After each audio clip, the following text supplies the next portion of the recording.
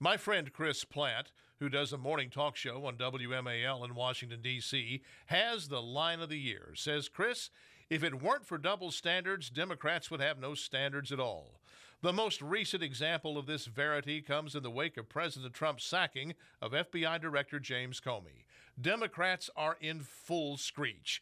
They're comparing it to the so-called Saturday Night Massacre of 1973, in which President Richard Nixon forced the firing of Watergate Special Prosecutor Archibald Cox.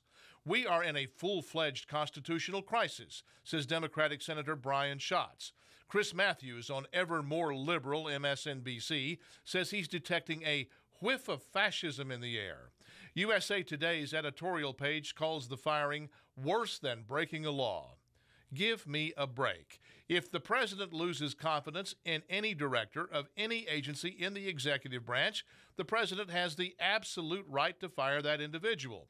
If the Democrats want us to believe that Mr. Trump fired Comey in order to thwart the investigation into alleged Russian meddling in the November election, they need to quit comparing the firing to the Saturday Night Massacre.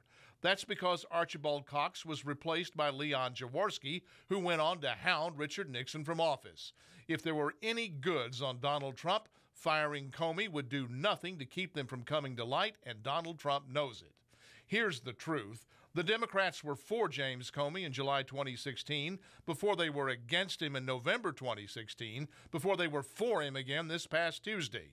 Like Chris said, double standards standing in for no standards at all. That's my word. What's yours? Go to youtellmetexas.com and you tell me. And follow me on Twitter @PaulGleiser.